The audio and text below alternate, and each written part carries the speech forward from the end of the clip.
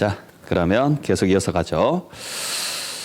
자, 이제 우리가 양도소득세를 계산을 했습니다. 자, 그러면 이제 세금을 내야 되는데, 자, 우리 소득세는 언제 납세무가 성립한다 그랬어요? 소득세 납세무 성립 시기는 과세 기간이 끝나는 때라 그랬어요. 그때 과세 기간은 언제부터 언제까지? 1월 1일부터 12월 31일까지를 말하죠. 자, 그래서 1월 1일부터 12월 31일을 뭐라고 하고? 과세 기간이라고 하고, 그 기간이 뭐 하는 때? 끝나는 시점에 납세무가 성립을 하죠. 그래서 1년치를 모아서 언제까지 신고를 하느냐? 언제? 다음 연도 5월까지 신고를 하라고요. 다음 연도 5월까지. 그러니까 어차피 1년이 끝나야 되니까 신고는 다음 연도로 넘어갈 수밖에 없고, 그걸 준비하는 시간, 1년치를 준비하는 시간이 좀 필요하죠. 그래서 4개월의 여유를 주는 거예요. 4개월 동안 자료 준비해서 5월 달에 신고하라는 거죠. 이때 신고하는 것을 무슨 신고라고 하느냐면 확정신고 납부라 그래요. 그리고 이걸 만약에 이행하지 않게 되면은 가산세까지 추가해서 정부에서 결정을 하도록 돼 있어요. 아시겠죠?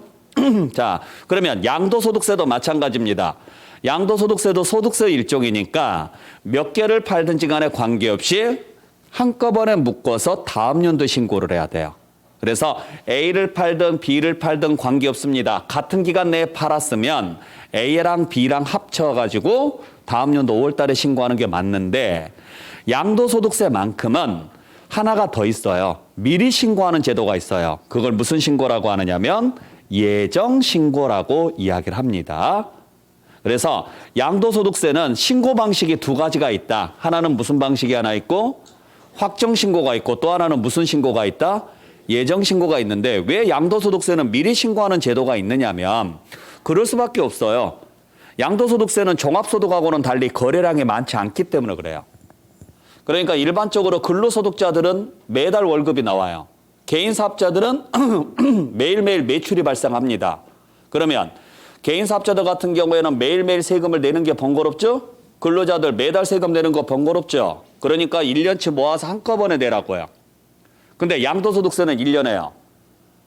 한 건 있을까 말까 해요.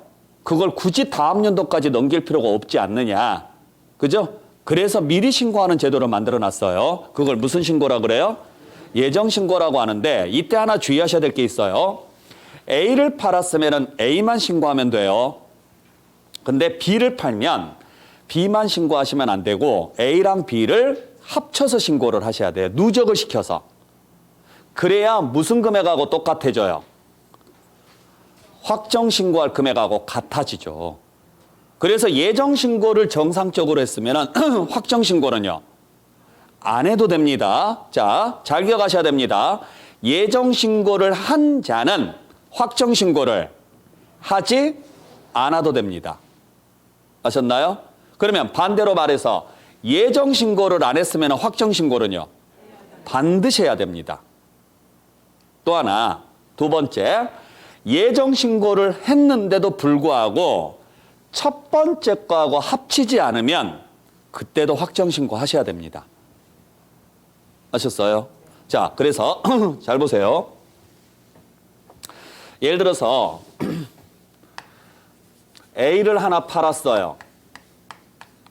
A를 하나 팔았는데 양도가액에서 필요경비를 빼서 양도 차익을 구하시고 장특공제까지 빼서 소득을 구했습니다. 근데 2,500만 원이에요. 2,500만 원. 근데 봤더니 갑과 을의 공동명의예요. 그러면 나는 갑의 것만 계산을 해야 된다. 그러면 이 중에서 갑의 것만 빼볼게요. 지분이 같다고 가정했을 때 어차피 소득세는 인별로 계산하니까, 그러면 갑의 것만 빼면 얼마예요? 1,250만 원이고 기본공제 얼마? 250만 원. 자, 전부 다 등기된 부동산이라고 가정하고 들어갈게요. 아시겠어요? 등기된 부동산으로서 5년 이상 보유했다고 가정할게요. 그러면 과세표준은 1,000만 원이 나올 거고, 자, 등기된 부동산이고 5년 보유를 했다. 그러면 세율은요? 세율. 장특공제가 10%고 여기가 10%인 거고 세율은 오래됐어요. 10분 전에 했죠? 4, 5, 6, 7, 6. 그렇죠. 누진세죠. 여기에 들어가니까 1년, 2년 이렇게 잡고 5년 부여했으면 2년 이상이죠. 분양권이 아니면 여기에 들어와야 되잖아요. 좀 전에 설명드렸던 것처럼. 그러니까 누진세가 적용이 됩니다. 그러면 누진세 적용하게 되면은 이게 6% 구간이어서 60만 원 나와요. 그래서 일단 60만 원에 대해서 세금을 냈어요. 됐나요? 자, 60만 원에서 세금을 냈고 그 다음에 B를 또 하나 팔았어요. 이건 갑의 단독명의 소유입니다. 그러면 양도가액에서 필요경비를 빼서 뭘 구하시고? 차익을 구하시고 장특공제를 빼서 소득금액을 구합니다. 그때 소득금액이 1,000만 원이 나왔다고 쳐요. 그러면 갑의 소득금액은 얼마예요? 갑의 소득금액은 그대로 1,000만 원 전체죠? 자, 여기서 똑같이 부동산이라고 가정을 할게요. 기본공제는 못 받죠? 앞에서 다 받았으니까. 1년치 모아서 250이라 그랬으니까 못 받죠? 그러면 얼마? 그대로 1,000만 원이고 그래서 6에서 45% 적용하면 역시 60만 원 세금 내면 돼요. 됐나요? 이렇게 신고를 했다면 확정신고 다시 해야 된다고요. 왜냐? 1년치를 모아야 되니까. 그러면 이 사람 1년치 모으면 얼마입니까? 2,250만 원이고 여기서 얼마 공제해서 250만 원 공제하면 2천만 원 나오죠? 여기에다가 6에서 45% 세율을 곱하면 192만 원 나와요. 이거 계산하면 누진율 때문에. 보세요. 그러면 얼마 냈는데? 120만 원 냈는데 실제 내야 될 금액은 192만 원, 즉 72만 원 덜 냈다고요. 그러니까 이미 낸 얼마? 120만 원을 뺀 72만 원에다가 가산세까지 추가해서 다시 내야 된다고요. 과소신고니까. 이렇게 안 하려면 요 두 번째 신고할 때 이렇게 신고하시면 안 되고 합합니다. 그러면 얼마? 2,250만 원이 나올 것이고 여기서 250을 빼는 거예요. 그러면 두 번 빼는 거예요? 한 번 빼는 거예요? 한 번 빼는 거죠. 1년치가 누적됐으니까 계속. 그러면 2천만 원 나올 것이고 여기에 6에서 45% 세율을 곱하면 192만 원 나오죠? 근데 이미 얼마 냈어요? 그러면 그 60만 원을 뺀 얼마? 132만 원을 내라고요. 이때 예정신고할 때. 그러면 이때 얼마 냈고 요때 얼마 내고 그러면 합의. 그러면 이때는 낼 게 없죠. 그래서 확정신고 안 해도 된다고요. 무슨 말인지 아시겠어요? 자, 그래서 다시 한번 정리합니다. 예정신고를 한 자는 확정신고를 안 해도 된다. 단 예정신고를 하지 않았거나 예정신고를 2회 이상 했는데 이를 합산하지 않았다면 그때는 반드시 뭐 해야 된다? 확정신고 해야 된다고요. 꼭 기억하셔야 돼요. 자, 그래서 여러분들 교재 어디를 잠깐 보시냐면 258페이지로 가보세요.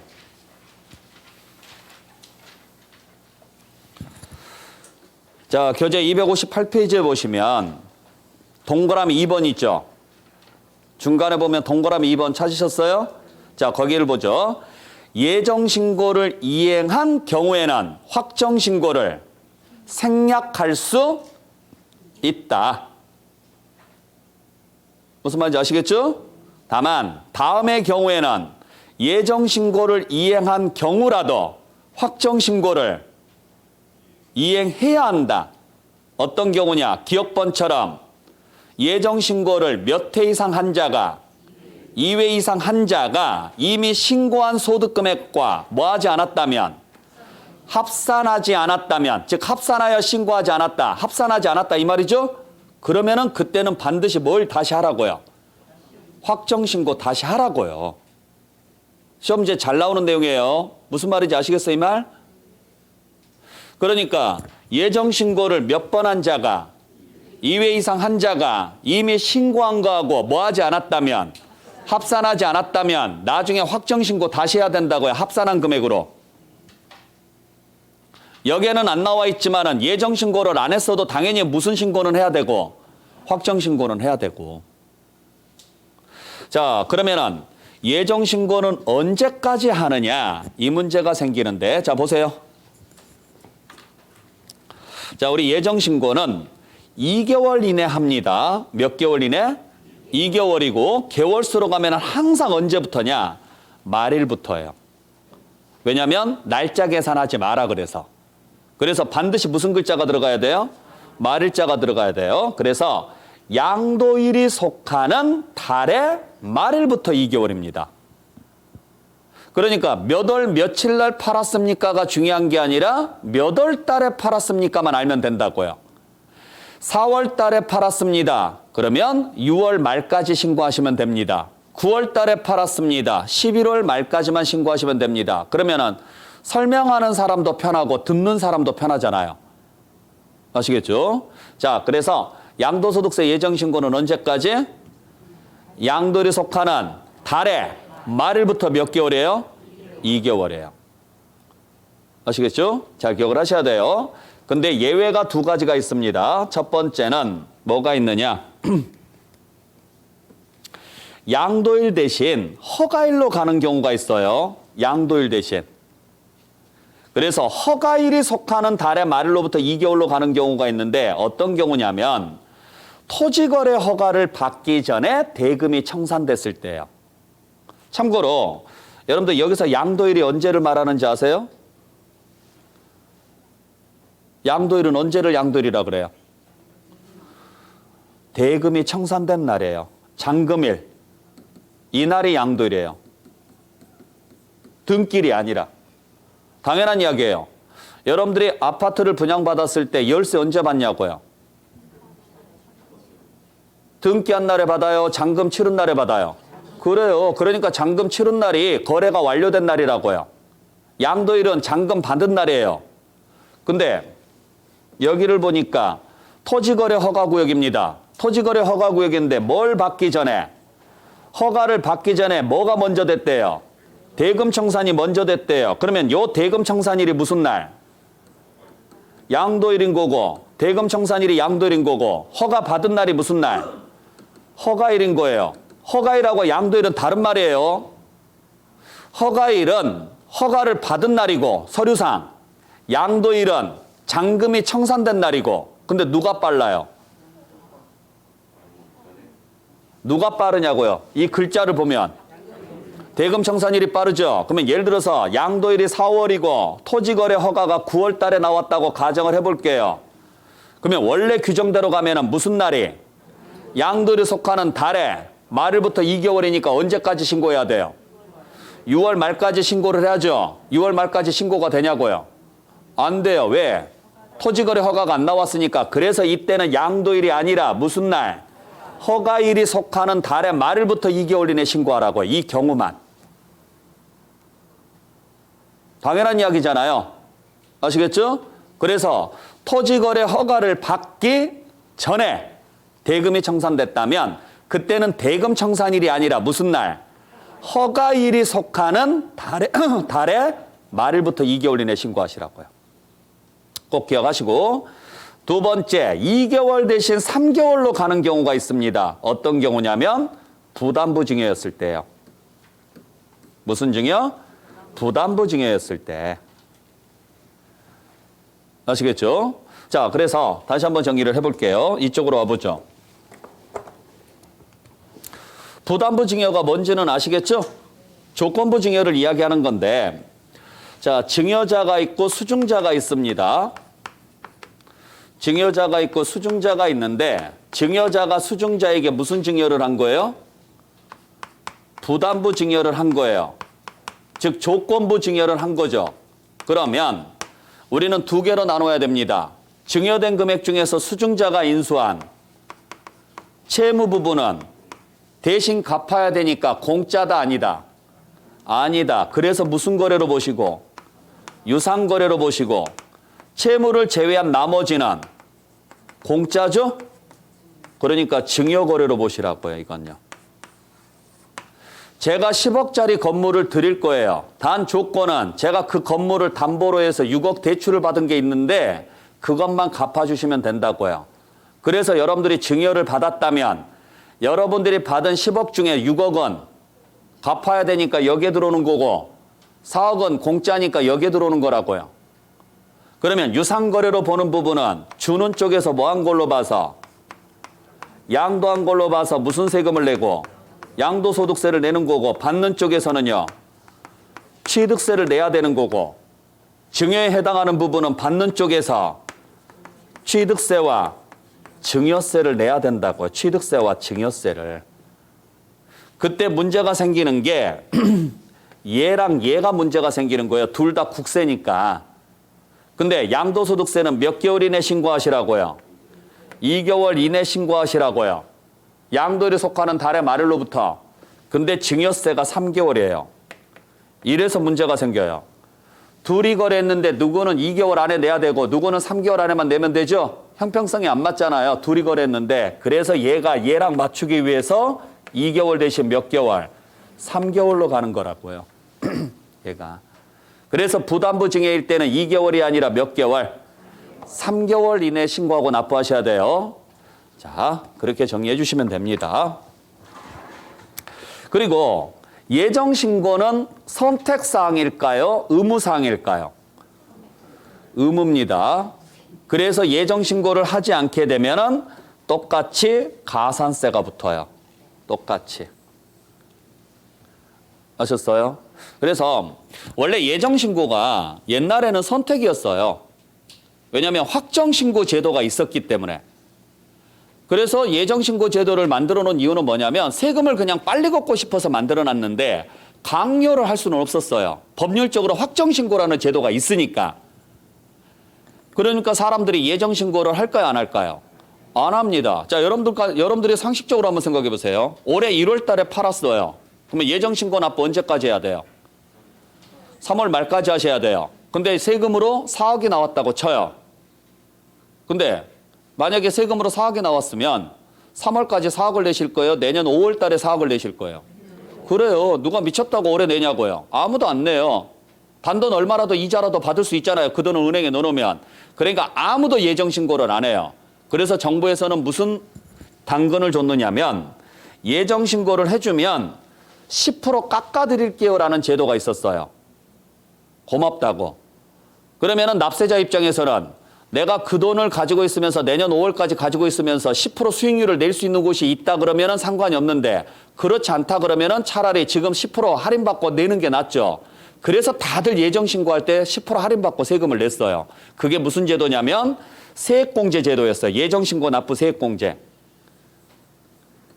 근데 모 정부 때 세수가 부족하다 그래서 야 이거 세액공제 해주지 마 라고 바꿔버린 거예요. 그래서 의무상으로 바뀌어버렸어요. 그래서 지금은 세액공제 제도 없습니다. 요게 올해 시험 문제 나왔던 내용. 이 내용. 이거 한 10년 넘었어요. 이 제도가 바뀐 지 10년 넘었는데 아직까지도 옛날에 그걸 해보신 분들이 그 기억이 남아있어요. 그래서 지금도 세무서에서 예정신고할 때 야, 왜 10% 안 깎아줘? 라고 이야기를 하신 분들이 있어서 문제를 낸 거예요. 올해. 원래 지금 한 10년 넘었으면 문제가 나올 필요가 없어요. 제도 자체가 없어졌으니까. 그래서 옛날에는 선택사항이었을 때는 해주면 고맙다고 해서 세액공제 줬고 안 해도 가산세가 없었어요. 근데 그게 의무로 바뀌면서 세액공제는 없어지면서 오히려 가산세가 생긴 거죠. 아셨죠? 그러니까 지금은 예정신고를 할 수 있다가 아니라 예정신고는요. 해야 한다예요. 반드시. 안 하면 뭐가 추가된다? 가산세가 추가되는 거예요. 잘 기억하셔야 돼요. 자, 그래서 다시 한번 정리를 좀 해볼게요.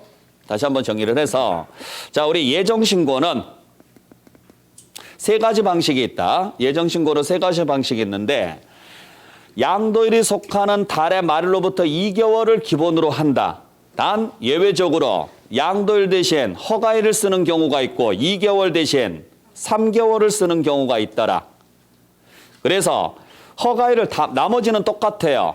달의 말일로부터 2개월, 양도일이 속하는 달의 말일, 여기는 다 똑같다고요. 차이점이 나는 부분만 여러분들께서 확인하시면 되는데, 자, 양도일 대신 허가일을 쓰는 경우는 어떤 경우냐? 토지거래 허가를 받기 전에 뭐가 됐을 때? 대금이 청산됐을 때요. 그 다음에 2개월 대신 3개월로 가는 경우는 어떤 경우? 부담부 증여였을 때죠. 아시겠죠? 꼭 기억하시고, 확정신고는 죽었다 깨어나도 언제 낸다? 다음 연도에 내는 거예요. 그것도 몇 월 달에? 5월 달에 낸다고요. 항상. 그래서 원래 소득세는 5월 달에 내는 게 원칙이라고요. 단 양도소득세만 무슨 제도가 있는 거예요? 예정신고 제도가 있는 거예요. 꼭 기억을 좀 해주시길 부탁드립니다. 자, 그래서 다시 한번 정리하면 자, 신고기한은 양도일 달의 말일 2개월을 원칙으로 하되 토지거래 허가 받기 전에 대금이 청산됐을 때는 양도일 대신 무슨 글자를 써라? 허가일을 써라. 부담부 증여가 나오면 2개월 대신 3개월을 써라. 아셨죠? 확정신고를 물어보면 무조건 다음 연도 5월 달이다.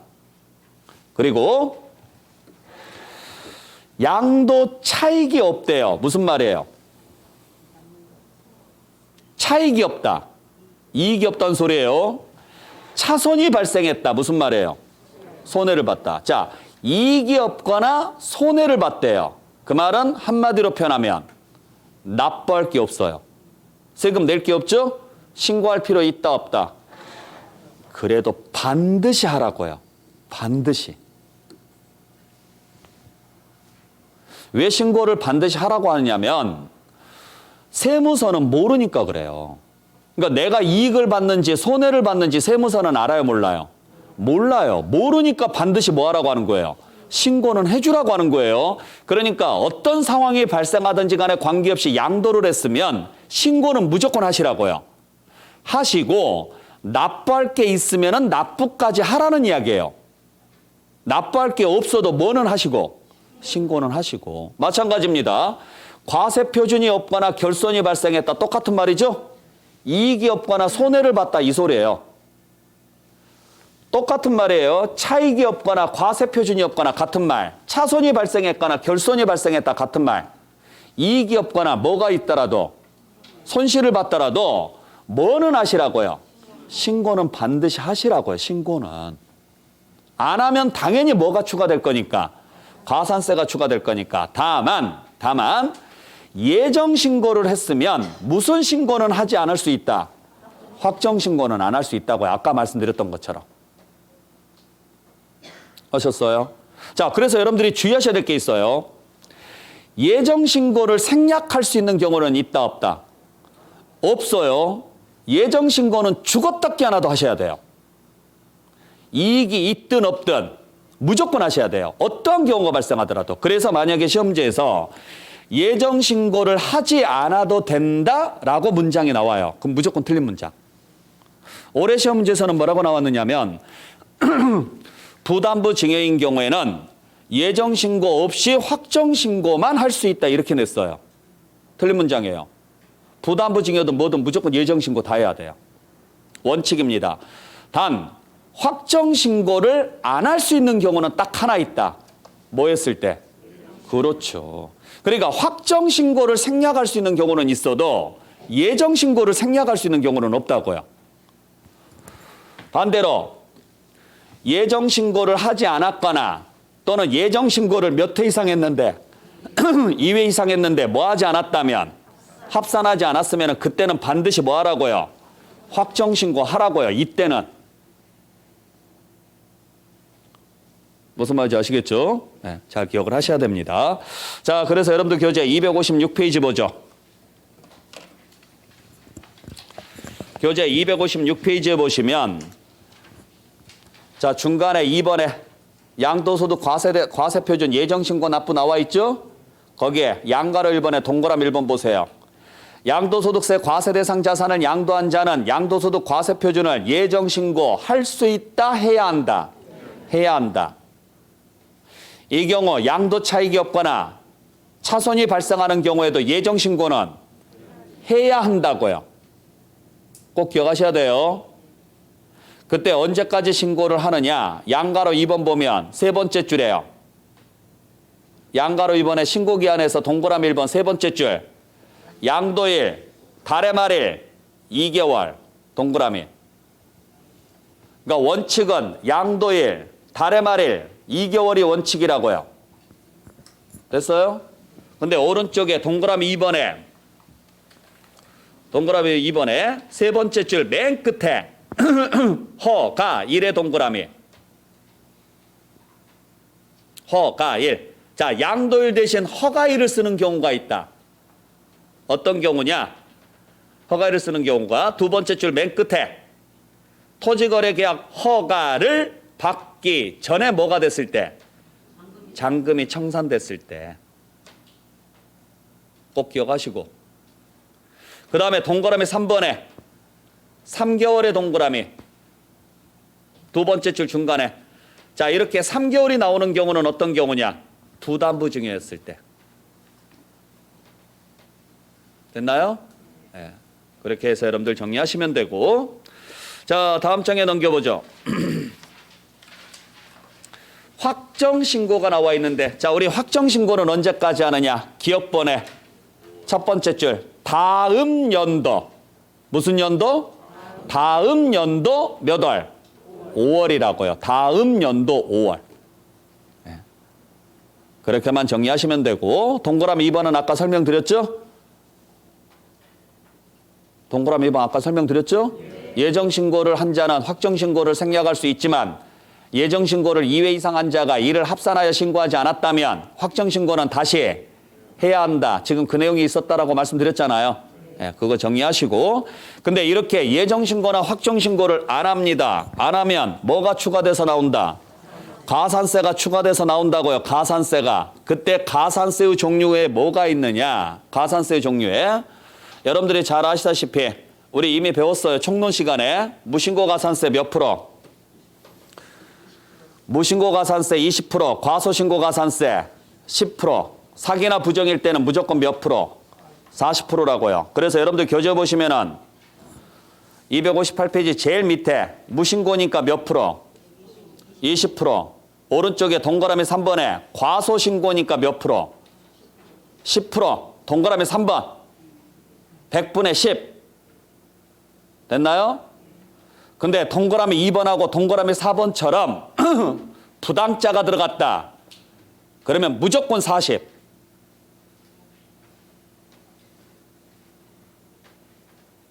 자, 여기 보세요.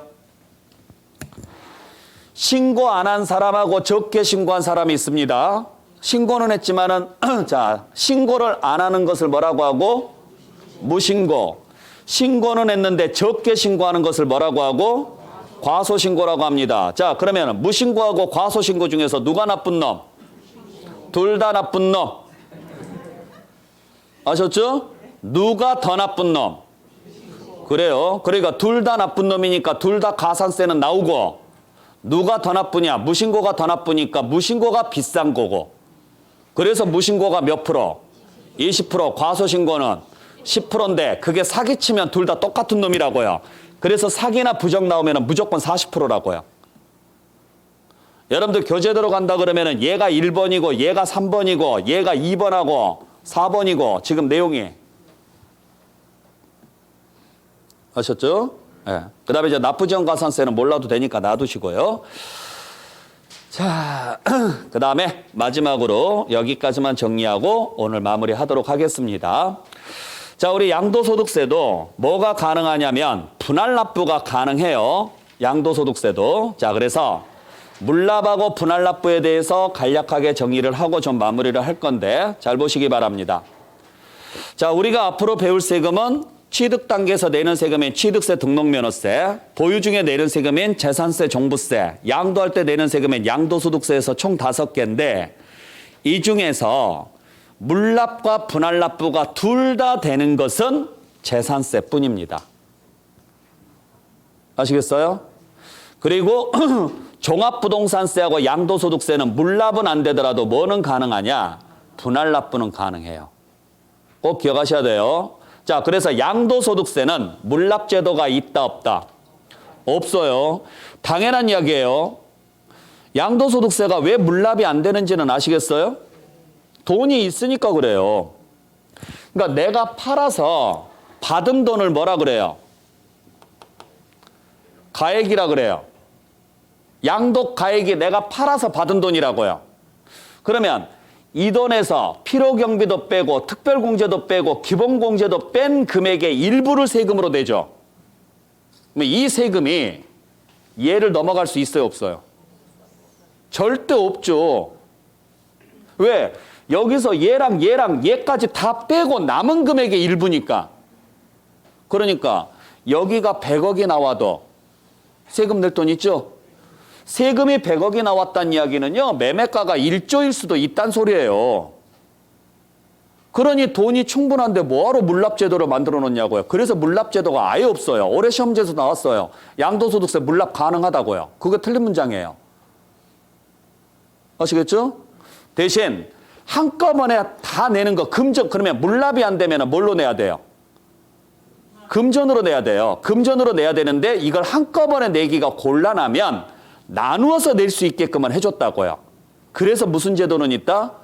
분할납부 제도는 있는데 이때 분할납부는 여러분들이 배우시는 5개 세금 중에서는 취등록세 빼고는 다 나와요. 아셨어요?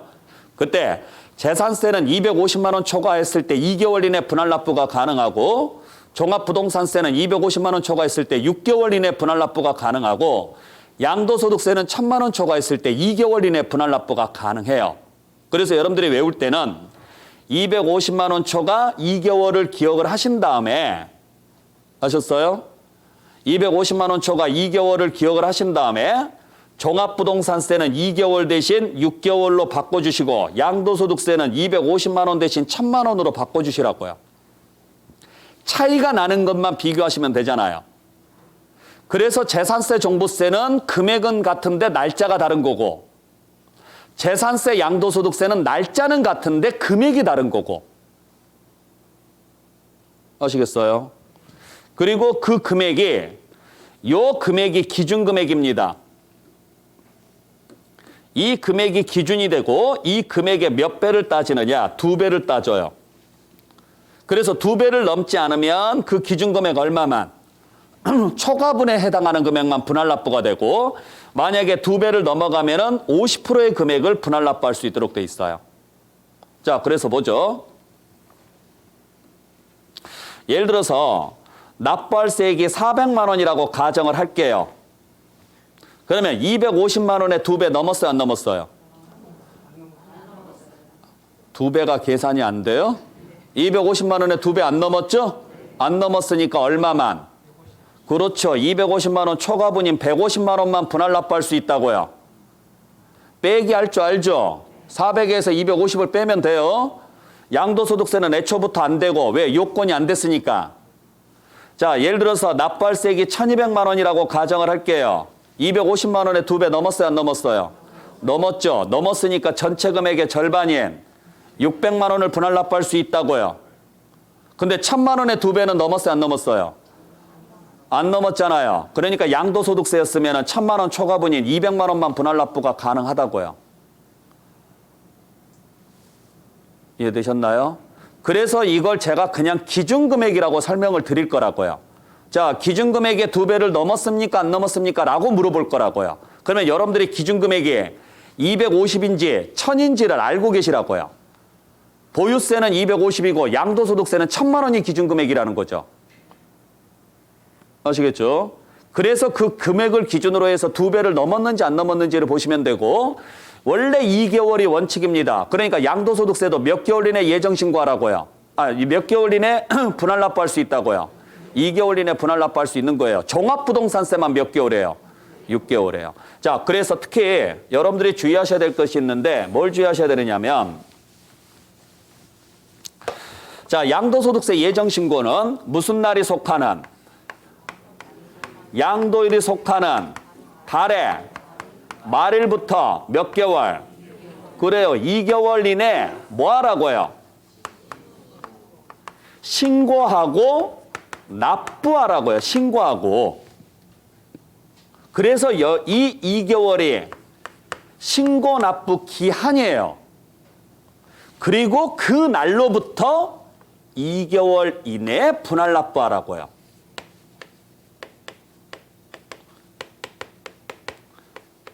그러니까 똑같이 2개월인데 출발점이 다르죠? 신고기한은 말일부터 2개월이고 분할 납부는 납기로부터 2개월이고 납기로부터.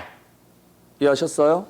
그래서 예를 들어서 4월 달에 팔았다. 4월 달에 팔았으면 신고는요. 6월 말까지 하셔야 되고 분할 납부는요. 8월 말까지 할 수 있다고요. 이런 식으로 가는 건데 만약에 여러분들이 부동산을 팔았는데 납부할 세금이 1,200만 원이 나온 거예요. 그러면 여러분들은 선택할 수 있는 거예요. 그냥 한꺼번에 1,200을 내도 돼요. 근데 그냥 한꺼번에 내기 싫으면 분할 납부 신청을 하시면 돼요. 나 분할 납부하고 싶어라고 신청을 하잖아요. 그러면 세무서에서는 2장의 영수증을 끊어줘요. 하나는 이날까지, 나머지 하나는 이날까지 내게끔. 그러니까 여러분들이 신고한 금액에 대해서 영수증을 끊어주게 돼 있거든요. 세무서가. 왜냐하면 은행 가서 내야 되니까.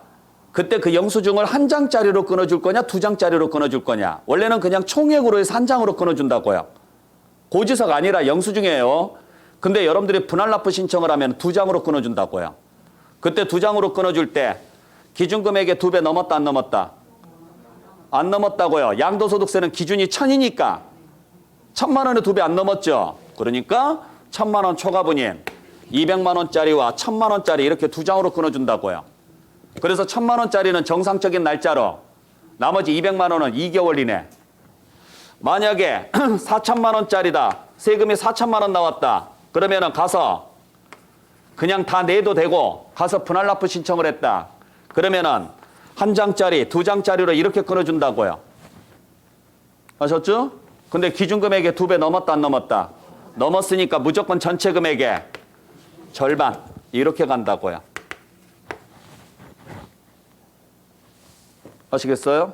네. 그래서 계산 문제 이런 걸 계산 문제라고 하지 마세요, 제발. 사람이 예의라는 게 있잖아요, 최소한. 초등교육을 받았잖아요, 우리가. 받았죠? 고등교육까지 바라지도 않아요. 그냥 초등교육 충분히 풀 수 있는 문제. 자, 그렇게 해서 여러분들 정리하시길 바랍니다. 자, 그래서 오늘 여기까지 해서 여러분들 이번 2022년도 세법 강의는 마무리하도록 하겠습니다. 자, 여러분들 1년 동안 고생 많이 하셨습니다. 그죠? 우리 몇 번 보지도 않았는데 벌써 1년 지났죠?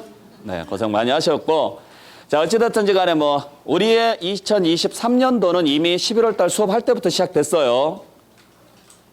아셨어요? 시작은 됐지만 그래도 이제 달력상 숫자가 하나 넘어가는 이제 시점인데 제발 부탁이니까 12월 말일날 어디 해돋이 보러 간다. 그딴 가지 마세요, 제발. 아시겠어요? 또 그때 막 해돋이 보고 어쩌고저쩌고 해서 새 마음 새 기분으로 와야지. 제발 그러지 마세요. 그냥 헛마음 헛생각으로 오세요. 이미 여러분들은 23년도가 시작됐어요. 그러니까 새 기분 이런 거 하지 마시고 괜히 여기저기 돌아다니시면서 몸 상하지 마시고요. 지금 이 상태 이대로 다시 1월 달에 오셔야 돼요. 아셨어요? 네. 농담 반 진담 반으로 이야기하는 거지만 이제부터 여러분들 시험 보는 그날까지는 여러분들 몸은 여러분들 게 아니에요. 저희들 거예요. 가져가지는 않을게요. 걱정하지 마세요. 가져가지는 않을 건데 마음대로 여러분들이 상하거나 다치거나 아프거나 하지 마시라고요. 아셨어요? 그건 여러분들 시험 보고 나서 그 다음부터는 뭘 하셔도 상관은 안 할게요. 근데 시험 보는 그날까지는 여러분들 몸이 여러분들한테 가장 소중한 재산입니다. 그러니까 신체적 건강, 정신적 건강 항상 유지하시길 바라고 앞으로 이제 좀 더 험난한 시간들이 다가올 거예요. 지금 11월, 12월은 그래도 가장 기본적인 내용들만 지금 설명을 하고 있는 거고 여기에 이제 추가되고 내용이 추가되고 개정된 내용 붙이고 그러면 여러분들 정신없어요, 이제. 1월 달부터는 진짜 정신없을 거예요. 아시겠어요?